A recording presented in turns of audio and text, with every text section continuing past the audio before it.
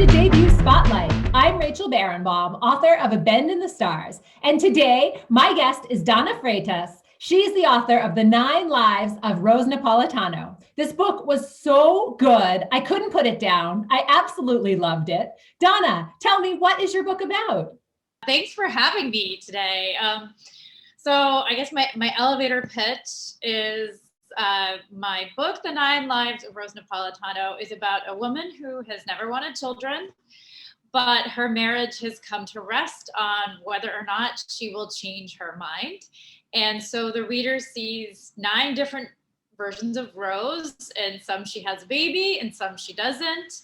And all of them she's dealing with marriage, motherhood in some way, shape, or form, career, friendship, divorce, all kinds of issues. And also I think it's very much a mother-daughter story in lots of different ways, but especially between Rose and her own mothers. There were 2 parts of this book that I loved so much. In particular was I kept thinking the whole time, like, do we have to be mothers, right? Why do we feel like we have to be mothers?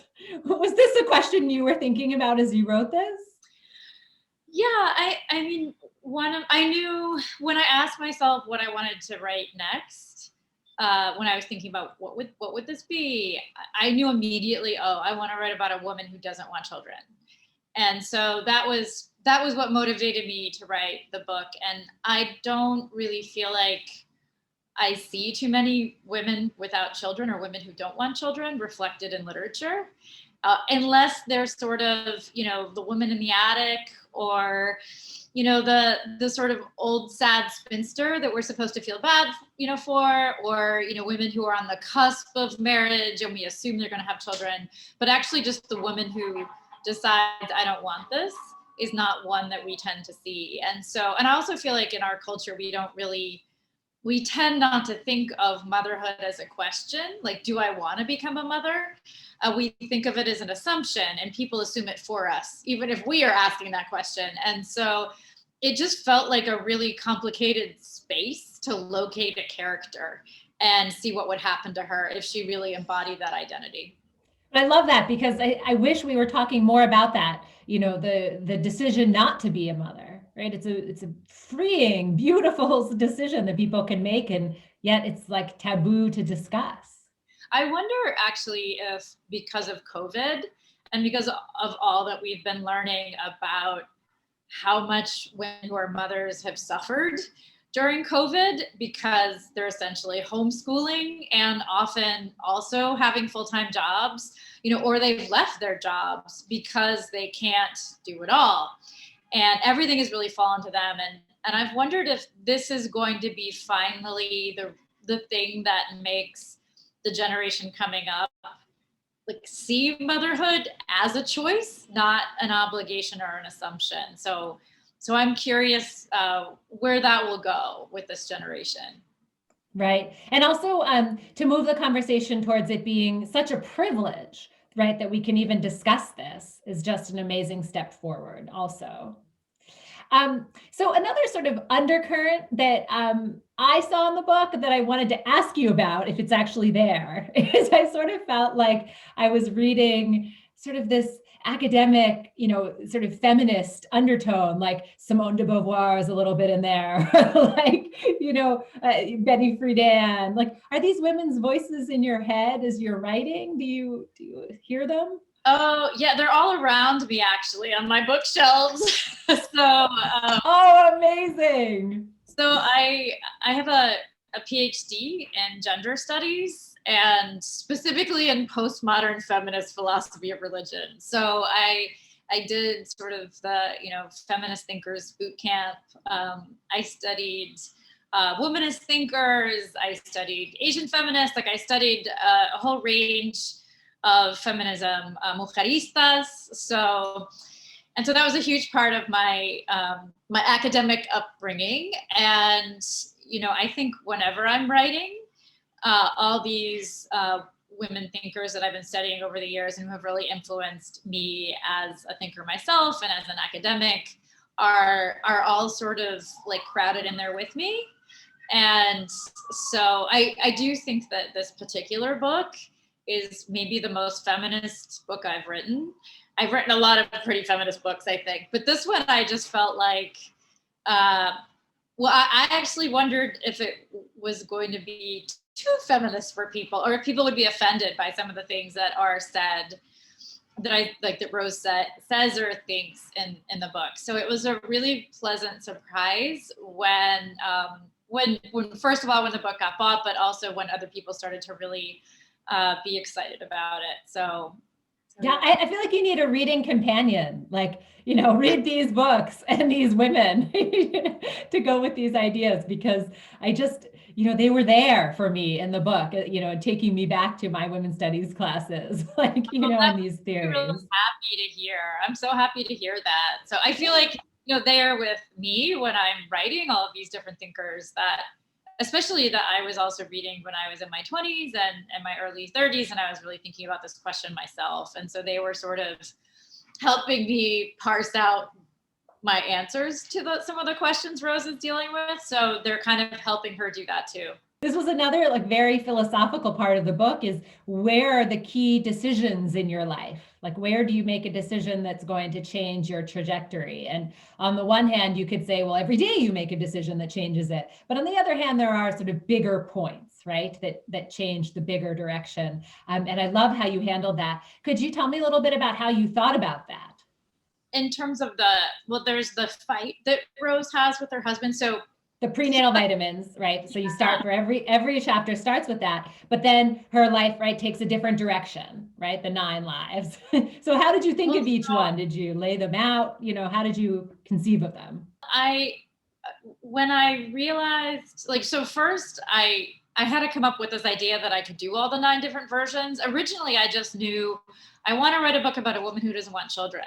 But then I was paralyzed about which woman would I write? Like, would I write the one who didn't want children but had them anyway and then was angry and upset about it? Or would I write the one who didn't want children, had them anyway, and actually turned out fine, like she liked it? Or would I write the one who dug in her heels and refused and then ended up divorced, or ended up happy because of it, or ended up miserable because of it? And I just couldn't decide. And then one day, I was sitting in a church at a lecture. So I wasn't actually going to church, but I was at a lecture, and I had a paper and pen because I was ostensibly going to be taking notes. And then suddenly it popped into my head, like, what if I could write all the different versions of this woman who's in my head? And so I just jotted them all down. I was like, oh, she's going to do this. One could do this. One could do this. Like, I knew right away what they would be. And so then once I knew, I had to figure out what was the starting place. And when I landed on the fight, then I was like, oh, I know how to begin this book. Because I feel like the fight they have over prenatal vitamins that you keep seeing over and over again, that feels like such a married fight, because it's sort of a dumb fight. Like, it's like a stupid thing. You're fighting over something stupid, but often it's those stupid things that we fight about in our relationships that become symbolic of the whole relationship. So what you're doing is actually fighting about the entirety of your existence and this relationship. So then it felt like, oh, that's a really good place to begin, because I could imagine this fight going in all sorts of different ways. So it was really fun to find that specifically to start the book with. I can't believe that was easy for you to think of all those different ways that the life would go. Because I would be sitting there for, months, like, what else? What's funny about that actually is with writing, I feel like I always have these very clear instincts. Like, once I think of something, I'm like, oh, that's it. That's how this starts, or that's how this ends. And then I'm very committed to it. But in my actual real life, I agonize over everything, like every single thing. Like, what should I eat for lunch? I just don't know. So I wish I could be the way my writing is, like, in my own real life. Like, I wish I had those clear instincts, but I don't. Yeah. Oh my goodness. So one thing that I really wanted to ask you is, as an author who's written this book it touches so much of people's personal lives, did you prepare for people to want or expect access to your personal life as a result of writing this? Like, how did you get ready for that? I don't know how ready I am for that. I mean, it's one of the questions I keep getting when I've done interviews, and just when, even one of the first things my editor asked me, like, when I met her, the first time I met her, just after she had read the book and bought it, was just like, so how much of this is you? I was like, Right. oh, go. I mean, I think it's complicated. The book is a work of fiction. It's absolutely a work of fiction, but obviously I'm the person who wrote it, and it's informed by the kinds of things that I think about. And I do really believe that we do write from experience. But I think the fun thing about writing fiction is that you often start with something that's yours, but then you kind of like, give it away to someone else, like your characters, and you see what they do with it. And then it really takes on a life of its own. And so I think that's one of the pleasures of writing it. So it is very close to me, but it's absolutely not my life. Or, I mean, obviously there's 9 lives. But it's Right. kind of intense. Like in one of my events this week, one of the first questions the person asked was like, so did you have a fight with your husband about vitamins? I was like, oh, here we go. Aside from the question of, whether you have to be a mother, which is a huge one, I get, right? Given that, what is it that you want people to be talking about or thinking about when they finish your book? Oh, that's a good question. Well, I definitely want them to talk about that question about motherhood, but also I think so much of this book is just about women's choices in general and the ways that society judges women for all their choices, no matter what. It's like women, whether like the choices they make around their career or their friendships and how they prioritize things, their marriage, divorce, their own relationship with their mothers. Like I feel like women are judged left and right, no matter what they do.